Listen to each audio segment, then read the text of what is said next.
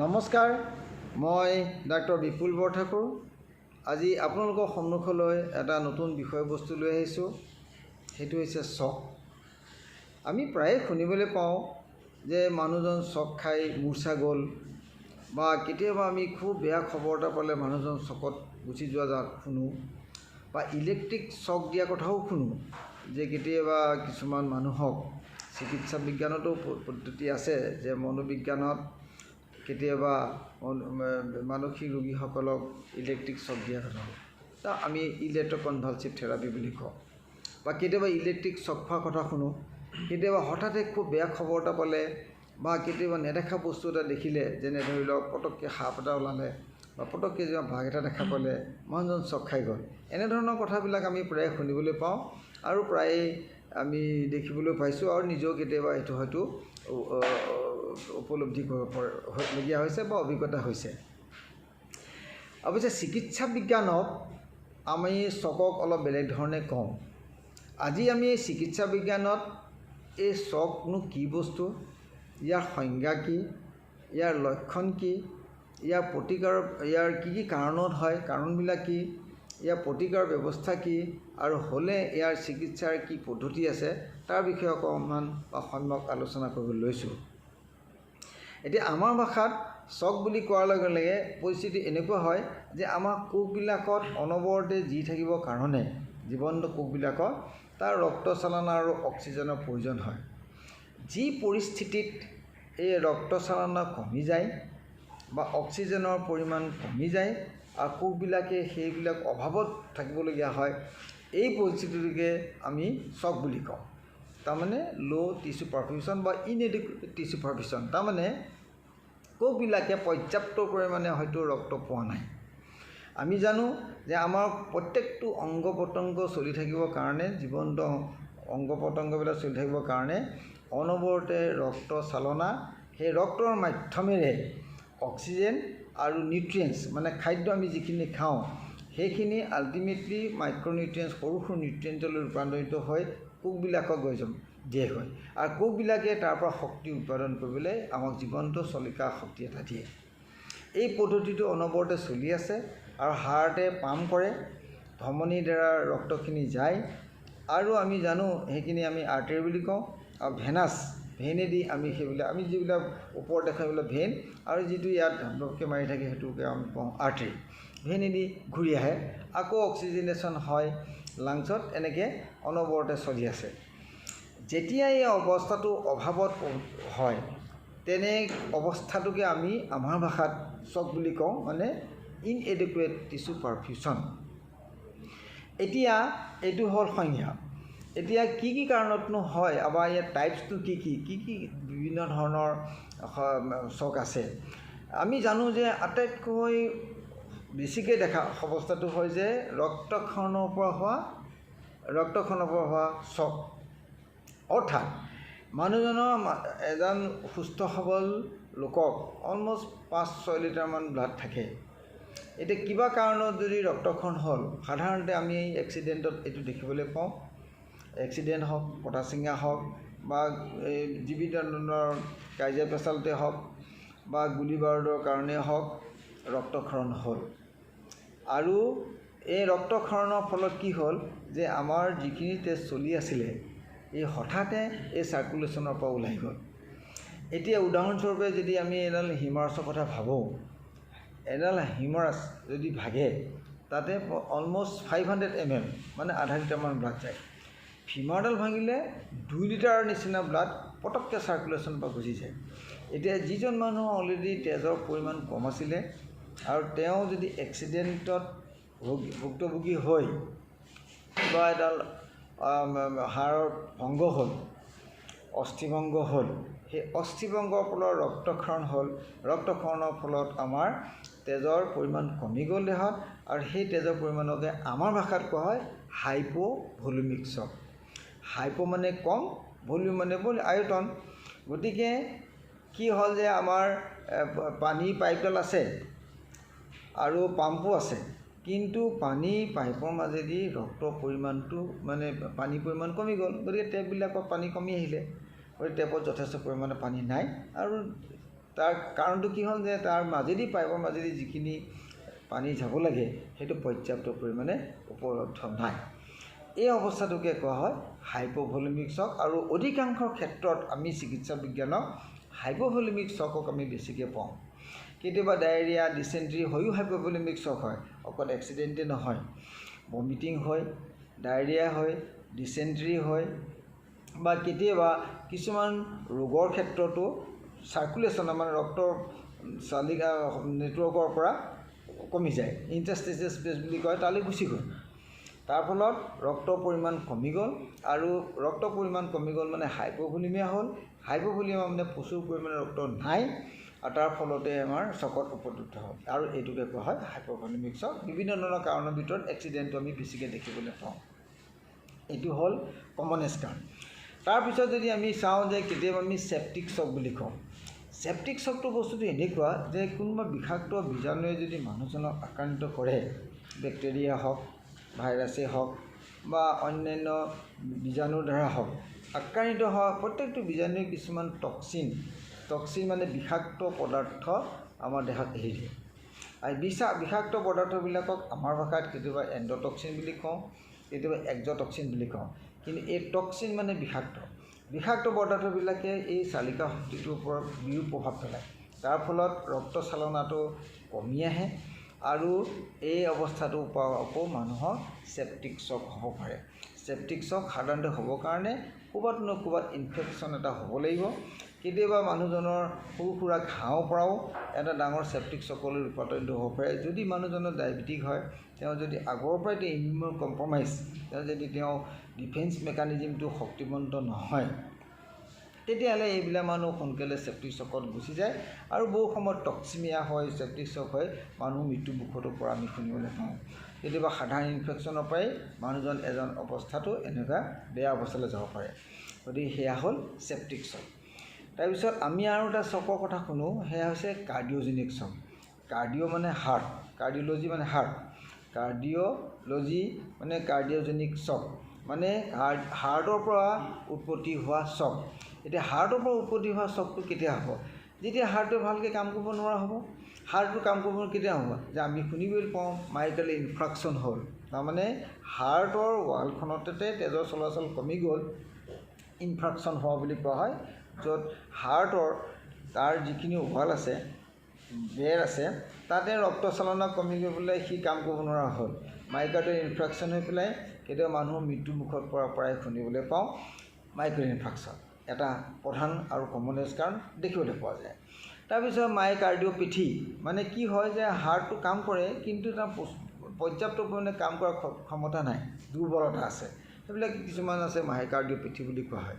কেতিয়াবা কাৰ্ডিয়াক টেম্পনেণ্ট মানে বস্তুটো এনেকুৱা যে হাৰ্টৰ চাৰিওফালে এটা আৱৰণ থাকে, আমি তাক পেৰিকাৰ্ডিয়াম বুলি কওঁ। কেতিয়াবা দুখ চুখ পালে বা কিবা কাৰণত অসুবিধা হয়, এই পেৰিকাৰ্ডিয়ামৰ ভিতৰত পানী কেতিয়াবা ৰক্ত জমা হ'ব পাৰে বা অন্য ফ্লুইড জাত জমা হ'ব পাৰে, তাকে কোৱা হয় পেৰিকাৰ্ডিয়েল ইফিউশ্যন। কেতিয়াবা হাৰ্টৰ ওচৰতো দুখ চুখ পায়ো এনেধৰণৰ অৱস্থা এটা সৃষ্টি হ'ব পাৰে। আমাৰ তেতিয়া তাত টেষ্ট জমা হয়, দুখ পোৱাৰ ক্ষেত্ৰত টেষ্ট, কেতিয়াবা ৰোগৰ ক্ষেত্ৰত অন্য ফ্লুইড, কেতিয়াবা পুজো জমা হ'ব পাৰে, ইনফেকশ্যন হৈ হ'ব পাৰে, সেইবিলাকক কোৱা হয় পেৰিকাৰ্ডিয়েল ইনফিউশ্যন। এতিয়া ইফিউশ্যন যেতিয়া হ'ব, তেতিয়া হাৰ্টটো আছে, তাৰ চাৰিওফালে যেতিয়া ফ্লুইড বা কিবা তৰল পদাৰ্থই যদি চেপা মাৰি থয়, সি এক্সপানশ্যন কৰিব নোৱাৰা হয়, সি খেলিব নোৱাৰা হয়। আমি জানো যে হাৰ্টটো অনবৰতে এক্সপানশ্যন হয়, আকৌ কণ্ট্ৰেকশ্যন হয়, আকৌ ব্লাডখিনি লয়, আকৌ ঠেলি দিয়ে, আকৌ ব্লাডখিনি লয়, আকৌ ঠেলি দিয়ে। এই কামটো কৰিবৰ কাৰণে সি এক্সপানশ্যন হ'ব নোৱাৰা হয়। তাৰ ফলত সি যিমান পাম্প কৰিব লাগে সিমানখিনি সি পাম্প কৰিব পৰা নাই, আৰু তাৰ ফলতে আমাৰ তেজৰ চলাচলটো কমি গ'ল, আকৌ সেই শ্বকলৈ গ'ল। গতিকে কাৰ্ডিঅ'জেনিক শ্বক আমি সাধাৰণতে হাৰ্টৰ ৰিলেটেড সমস্যা দেখিবলৈ পাওঁ। তাৰ ভিতৰত মাইকাৰ্ডিয়েল ইনফ্ৰাকশ্যন, কাৰ্ডিঅ'মাইঅ'পেথি, কাৰ্ডিয়াক টেম্পনেণ্ট ইত্যাদি যথেষ্ট বিভিন্ন ধৰণৰ কাৰণ আছে। আৰু দুখ পোৱাৰ ক্ষেত্ৰতো কেতিয়াবা বুকুত দুখ পায়ো সাধাৰণতে এনেকুৱা ধৰণৰ এটা অৱস্থাৰ সৃষ্টি হ'ব পাৰে, যাক আমি কোৱা হওঁ কাৰ্ডিঅ'জেনিক শ্বক। তাৰপিছত আৰু এটা শ্বকৰ কথা আমি আমাৰ ভাষাত কয় নিউৰ'জেনিক শ্বক।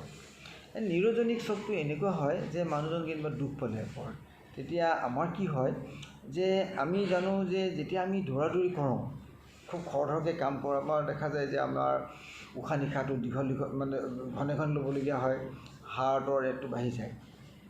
হয়, কাৰণ হাৰ্টটোৱে বেছিকৈ কাম কৰিবলগীয়া হয়, কাৰণ টিচু ডিমাণ্ডটো বাঢ়িল, কাম বেছিকৈ কৰিছোঁ, গতিকে টিচু কৈছে মোক আৰু দিয়া, আৰু হাৰ্টে কৈছে ঠিক আছে দিছোঁ, ক'ৰ পৰা দিব, সেই পাম্পটো বেছিকৈ কৰি পেলাই দিব। এই যে কামবিলাক চিংক্ৰনাইজলি ডিমাণ্ডটো ফুলফিল কৰিবৰ কাৰণে হাৰ্টে বেছিকৈ কাম কৰা, হাৰ্টে বেছিকৈ কাম কৰিবৰ কাৰণে সমান্তৰালভাৱে আকৌ উশাহ নিশাহো বেছিকৈ ল'ব লাগিব, কাৰণ তেজখিনি আল্টিমেটলি অক্সিজেনৰ লগত সংযুক্ত হ'বৰ কাৰণে লাংটোৱে ভালকৈ কাম কৰিব লাগিব। গতিকে দুয়োটাই বস্তুৱে খৰধৰকৈ কাম কৰে। এই যে খৰধৰ কৰা বস্তুটো হ'ল এইটো চিম্পেথেটিক ছিষ্টেম বুলি কোৱা হয়। তাৰমানে আমাৰ নাৰ্ভত এইটো এটা অট'নমিক ছিষ্টেম বুলি কোৱা হয়, অট'নমিক নাৰ্ভাছ ছিষ্টেম, যি এই ছিষ্টেমবিলাকক প্ৰয়োজন সাপেক্ষে ত্বৰান্বিত কৰা আৰু প্ৰয়োজন সাপেক্ষে তাক ৰেটটো কমাই দিয়া, এই কামটো দুয়োটাই কৰে। আমি সাধাৰণতে চিম্পেথেটিক ছিষ্টেম যিটো আছে, অট'নমাছ ছিষ্টেমৰ দুটা পাৰ্ট আছে, আমাক কোৱা হয় পেৰাচিম্পেথেটিক ছিষ্টেম, এটা কোৱা হয় চিম্পেথেটিক ছিষ্টেম। চিম্পেথেটিকে কি কৰে, ইয়াৰ সংখ্যাটো বঢ়াই দিয়ে, পেৰাচিম্পেথেটিকে তাৰ উল্টাটো কৰে। গতিকে এইটোৱে বেলেঞ্চত আমাৰ থৈ থাকে, আৰু ডিমাণ্ড অনুসৰি পেৰাচিম্পেথেটিক আৰু চিম্পেথেটিকে দেহক চলি থাকিবৰ কাৰণে তেওঁলোকে সমান্তৰালভাৱে কাম কৰে।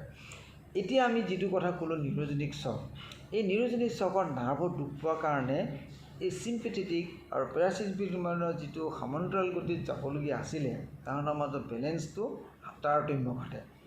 এই তাৰতম্য ঘটা কথাটো যে চিম্পেথেটিকে তেতিয়া তাৰ আউটফ্ল' যিটো গতিত কাম কৰিবলগীয়া আছে সি নোৱাৰা হৈ যায়। নোৱাৰাৰ ফলত কি হয়, পেৰাচিম্পেথেটিকৰ কামটো অলপ বঢ়া যেন লাগে, কিন্তু চিম্পেথেটিক কাম নকৰাৰ কাৰণে, চিম্পেথেটিক কেলৈ কাম নকৰিলে, কাৰণ দুখ পালে, ক'ৰবাত ওপৰৰ পৰা পৰি গ'ল, গছৰ পৰা পৰিলে, বা ইলেক্ট্ৰিক পোষ্টৰ পৰি গ'ল, বা লাইটত ভালকুৱা মানুহ বা ৰং দিয়া মানুহ যে পৰি যায় ডিঙিয়ে, দুখ পালে এনেধৰণৰ এটা সমস্যাৰ সৃষ্টি হ'ব পাৰে, যাক কোৱা হয় নিউৰজেনিক শ্বক। আৰু নিউৰজেনিক শ্বকত বেছিকেলি আমাৰ চিম্পেথেটিক আৰু পেৰাচিম্পেথেটিক যিটো কথা আলোচনা কৰিলোঁ, তাৰ যিটো সমান্তৰাল আছে, এই সামঞ্জস্যটো বিচ্ছিন্ন হৈ পৰে। চিম্পেথেটিকে ঠিকমতে কাম কৰিব নোৱাৰা হয়, আৰু পেৰাচিম্পেথেটিকে নিজৰ মতে কাম কৰি থাকে, তাৰ ফলত যিটো ডিমাণ্ড আছিলে সেইটো ফুলফিল কৰিব নোৱাৰা হয়, আৰু এনেকুৱা হোৱা অৱস্থাটোকে কোৱা হয় নিউৰজেনিক শ্বক। আৰু এটা শ্বকৰ কথা হয় এনাফাইলেটিক শ্বক। আমি এনাফাইলেটিক শ্বকবিলাক আমি জানো যে কিছুমানৰ বৰ এলাৰ্জেন থাকে, কিছুমান বস্তু খালে তেওঁৰ গাত এলাৰ্জি হৈ উঠে, আৰু কিছুমান মানুহ ঔষধ পাতি দিলেও ঔষধ পাতি তেওঁ চেঞ্চিটিভ হয় এনাফাইলেটিক। এই এনাফাইলেটিক শ্বকবিলাকৰ অৰ্থটো হ'ল যে বডিত যদি কিছুমান এনেধৰণৰ বস্তু প্ৰৱেশ কৰে দেহৰ ভিতৰত, যিটো বডিয়ে তেওঁক সহ্য কৰিব নোৱাৰে, তাৰ ফলতে বডিটোৱে তাৰ বিপৰীতে তাৰ ৰিয়েকশ্যন কৰে, আৰু সেই ৰিয়েকশ্যনৰ ফলস্বৰূপে এলাৰ্জিক ৰিয়েকশ্যন হৈ পেলাই এনাফাইলেটিক শ্বক হ'ব পাৰে। উদাহৰণস্বৰূপে যেনিবা আমি জানো যে কিবা টক্সিন বা ইনচেক্ট বাইট বা কিবা কামুৰিলে, কুটিলে, বা কেতিয়াবা আমি জানো যে কিছুমান দ্ৰব্য যেনে আগৰ দিনত পেনিচিলিনৰ, আজিকালি যদিও ব্যৱহাৰ কম, যে পেনিচিলিনৰ দিলে মানুহজনক এনাফাইলেটিক ৰিয়েকশ্যন হৈ যাব পাৰে। যে কিছুমান মানুহ কিছুমান ড্ৰাগৰ প্ৰতি ৰিয়েকশ্যন হয়, সেইটো আমি ঔষধ পাতিৰ ক্ষেত্ৰত অন্য হাতেদি হয়তো খাদ্য পদাৰ্থ খালেও খাদ্যৰ পৰাও হ'ব পাৰে, বা কেতিয়াবা ইনচেক্ট বাইট, কিবা পোক পৰুৱাই কামুৰিলেও এই বিষাক্ত বীজাণুৰ ফলত বিষাক্ত যিটো পদাৰ্থ তাৰপৰা আহিলে, তাৰ ফলতে মানুহজনৰ এটা ভাইলেণ্ট ৰিয়েকশ্যন হ'ব পাৰে, আৰু সেই এনাফাইলেটিক হৈ পেলাই এনাফাইলেটিক শ্বক বুলি কোৱা হয়, য'ত তেজৰ চলাচলবিলাক কমি গ'ল, আৰু তাৰ ফলতে মানুহজন চকলে গুচি গ'ল। এতিয়া এই শ্বক যে বুলি ক'লোঁ, আচলতে কি হয়, আচলতে কথাটো হ'ল যে টিচুৱে পৰ্যাপ্ত পৰিমাণে ৰক্ত পোৱা নাই, আৰু ৰক্ত পাবৰ কাৰণে আমাৰ কাৰণটো হ'ল যে আমাৰ যিটো পাম্পিং ষ্টেচন আছে হাৰ্টটো, আৰু এই ৰক্তবাহী নলিকাবিলাকৰ মাজত এটা প্ৰেছাৰ থাকে। আমি জানো যে আমাৰ প্ৰেছাৰটো ওপৰতো চিষ্টলিক প্ৰেছাৰ, তলত ডায়েষ্টলিক প্ৰেছাৰ কোৱা হয়। এতিয়া কি হয় যে আমি যদি চাবলৈ যাওঁ, তেতিয়াহ'লে মানুহজনৰ সাধাৰণতে টেকিকাৰ্ডিয়া হয়। টেকিকাৰ্ডিয়া হয় মানে হাৰ্টৰ ৰেটটো বহুত বাঢ়ি যায়, মানে হাৰ্টটোৱে ওপৰা ওপৰিকৈ কাম কৰে, মানে বেছিকৈ কাম কৰিব বিচাৰে, যাতে এই অৱস্থাটোৰ পৰা তেওঁ মুক্তি পায়, বা টিচুবিলাকক তেওঁ ছাফিচিয়েণ্টলি যাতে পৰ্যাপ্ত পৰিমাণে ৰক্ত দিব পাৰে। কম, কিন্তু ভলিউমটো বহুত কম হয়, তাৰমানে যথেষ্ট পৰিমাণে এবাৰতে তেওঁ পাম্প কৰি দিব নোৱাৰে, কমকৈ ঘনে ঘনে কৰে। তাৰমানে টেকিকাৰ্ডিয়া হ'ল হাৰ্টৰ ৰেটটো বাঢ়ি গ'ল, আমি পালছ তাৰমানে পালছৰ ৰেটটো বাঢ়িব। টেকিকাৰ্ডিয়া হোৱা মানে হাৰ্টৰ ৰেট বাঢ়িল, হাৰ্টৰ ৰেট বঢ়া মানে আমাৰ আচলতে পালছৰ ৰেট বাঢ়িল। কিন্তু পালছবিলাক সাধাৰণতে ফিবুল হয়, সৰু সৰু হয়। আমি যিমান আমি সাধাৰণতে ভলিউমটো পাওঁ আমি পালছটো চুলে তাত কমি যাব। এতিয়া সেইটো কোৱা হাইপ'ভলিউমিয়া হয়। গতিকে মানুহজনৰ কি হ'ব, কি এতিয়া লক্ষণ হ'ব, এইবিলাক হ'ল আমি কাৰক আৰু টাইপছ। লক্ষণবিলাকতো কি? লক্ষণবিলাকতো যে মানুহজন একদম কুল ঠাণ্ডা পৰিব, ঘামিব, আৰু মানুহজন মূৰটো আচন্দাই কৰা নিচিনা হ'ব, কেতিয়াবা কথাবিলাক ভুলকৈ ক'ব আৰু কেতিয়াবা পৰি যায়। পৰি যোৱাৰ কাৰণটো হ'ল যে আমাৰ ব্ৰেইন বা মগজুৱে অনবৰতে ৰক্তৰ ওপৰতে জীয়াই থাকে, আৰু এই ৰক্ত চালন যদি কিছুক্ষণ বন্ধ হৈ যায় বা কমি যায় তেতিয়া ব্ৰেইনটোৱে কাম কৰিব নোৱাৰা হৈ যায় আৰু তেওঁ মানুহজন ঢলি পৰে। আৰু ঢলি পৰাটো এটা ইয়াৰ লক্ষণৰ ভিতৰতে পৰে। যে এতিয়া আমি কৈছোঁ যে তেওঁ গাটো ঠাণ্ডা লাগিব, মানুহজন কোল হ'ব, ক্লেমি হ'ব, পেৰিফেৰিটো গোটেই ঠাণ্ডা পৰা যেন লাগিব, তাৰপিছত তেওঁ হাৰ্টৰ ৰেটটো যথেষ্ট পৰিমাণে বাঢ়িব, ঘনে ঘনে উশাহ ল'ব, তাৰপিছত মানুহটো আচন্দাই কৰিব, মূৰ ঘূৰাই পৰি যাব। এনেধৰণৰ অৱস্থাটো আমি প্ৰায় দেখিবলৈ পাওঁ, আৰু সাধাৰণ জীৱন যাত্ৰাটো কেতিয়াবা এনেধৰণৰ অৱস্থাটো দেখিবলৈ পোৱা যায়, কাৰণ মানুহটো আচন্দাকৈ পৰি যায়। এতিয়া এইবিলাক হ'ল লক্ষণ। এতিয়া আমি এনেধৰণৰ লক্ষণত যদি মানুহজন আহে, আমি আমাৰ সাধাৰণ জীৱন যাত্ৰাত আমি কেনেধৰণৰ সহায় কৰিব পাৰোঁ?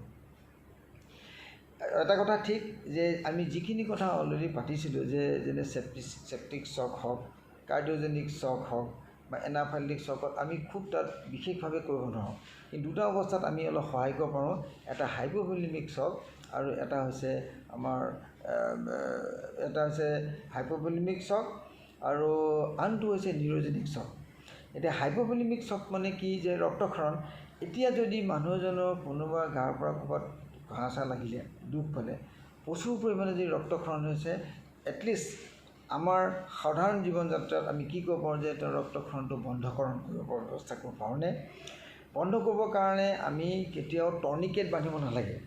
যে ছাপ'জিং এটা উদাহৰণস্বৰূপে মানুহজনৰ হাতত এইখিনিতে কাটিলে, প্ৰচুৰ পৰিমাণে ৰক্তক্ষৰণ হৈ আছে, স্বাভাৱিকতা যদি আৰ্টেৰিডাল কাটি যায় বা ধমনীডাল কাটি যায়, প্ৰচুৰ পৰিমাণে ৰক্তক্ষৰণ হ'বই।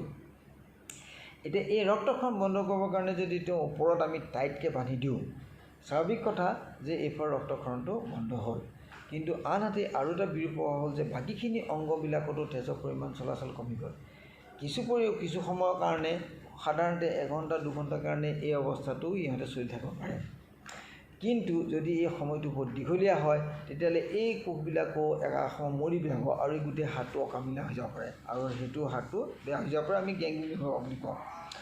এতিয়া এই টৰ্নিকেট বন্ধাটো আমি যে জোৰছে ওপৰত বান্ধি দিয়াটো কেতিয়াও আমাৰ উদ্দেশ্য হ'ব নালাগে, আৰু এইটো ট্ৰিটমেণ্টৰ ভিতৰত নপৰে।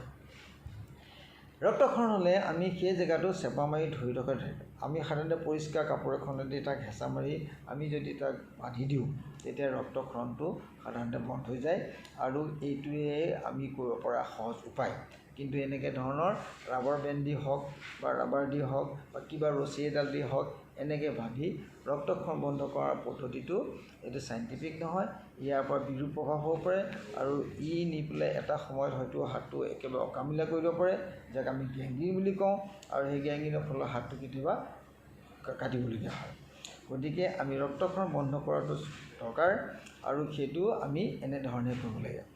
2 নম্বৰ কথা হ'ল যে নিউৰ'জেনিক শ্বকৰ কথা কৈছিলোঁ। নিউৰ'জেনিক শ্বকটো সাধাৰণতে আমি ওপৰত দুখ চুখ পালে দেখিবলৈ পাওঁ, যে মানুহ এজন ওপৰত কাম কৰি আছিলে, গছত কাম কৰি ডাল কাটিছিলে, ৰং দি আছিলে, বা ইলেক্ট্ৰিক পোষ্টত পৰি গ'ল, ডিঙিত দুখ পালে মানুহজনক মই কৈছোঁ যে তাৰ চিম্পেথিক ছিষ্টেমটো তেওঁ হয়তো ব্লক হৈ যাব পাৰে, আৰু তেতিয়া হয়তো নিউৰ'জেনিক শ্বকলৈ যাব পাৰে। নিউৰ'জেনিক শ্বকত এতিয়া এটলিষ্ট আমি সেই সময়ত কি কৰোঁ, তাৰ ডিঙিটো স্থিৰ অৱস্থাত ৰখাটো, যিমানে লৰচৰ কৰা যায় তাৰ সদায় বিৰূপ প্ৰভাৱটো আমাৰ নাৰ্ভ ছিষ্টেমৰ ওপৰত পৰে, আৰু এটা সময়ত মানুহজনক পংগু কৰি দিব পাৰে। গতিকে আমি এনে অৱস্থাত যদি মানুহজনক পাওঁ, তেনেহ'লে এটলিষ্ট হস্পিটেলত নিয়া সময়খিনিত আমি ডিঙিটো যিমান পাৰোঁ লৰচৰ নকৰাকৈ, একো উপায় নাথাকিলেও আমি ডিঙিৰ দুয়োফালে 2টা ডাঙৰ কাঠৰ টুকুৰাই হওক বা 2টা গাৰু দিয়ে হওক, আমি তেনেকৈ মানুহজন আনিব লাগে। যদি চাৰ্ভিকেল কলাৰ যদি পায় সেইটো ভালৰ কথা, কিন্তু এনেধৰণৰ বস্তু উপলব্ধ নহ'লেও যাতে ডিঙিটোত বেছিকৈ লৰচৰ নহয়, তেনেকৈ আনিলে তেওঁ আৰু নিউৰজেনিক শ্বকৰ উপৰিও আৰু নাৰ্ভক ডেমেজ কৰা বা স্পাইনেল কৰ্ডক ডেমেজ কৰাৰ পৰা এটলিষ্ট উপশম পাব পাৰোঁ। গতিকে এনেধৰণৰ আমাৰ ব্যৱস্থাৰ যোগেদি কিছু পৰিমাণে এনেধৰণৰ শ্বকত ভগা ৰোগীসকলক আমি সহায় আগবঢ়াব পাৰোঁ। আৰু এটা কথা ঠিক যে বাকীবিলাক যিখিনি কথা আমি আলোচনা কৰিছিলোঁ যে কাৰ্ডিঅ'জেনিক শ্বক হওক বা চেপ্টিক শ্বক হওক, এইবিলাকত আমি অৱশ্যে বৰ সহায় কৰিব নোৱাৰোঁ। কিন্তু আমি কি কৰিব পাৰোঁ যে তৎক্ষণাৎভাৱে তেওঁ হস্পিটেললৈ লৈ অহাটোৱে আমাৰ আটাইতকৈ ডাঙৰ কথা। যিমান পাৰোঁ সোনকালে তেওঁ হস্পিটেললৈ আনিব লাগে আৰু হস্পিটেললৈ অহাৰ পিছত চিকিৎসালয়ত চিকিৎসাৰ ব্যৱস্থা দিয়া হ'ব, সেইটো বেলেগ কথা। কিন্তু আমি কৰণীয় হিচাপে এনেধৰণৰ অৱস্থাত পৰিলে মানুহজনক শীঘ্ৰে ওচৰৰ হস্পিটেলত স্থানান্তৰিত কৰি পেলাই উপযুক্ত চিকিৎসাৰ ব্যৱস্থা কৰাটোৱে আমাৰ কাম্য।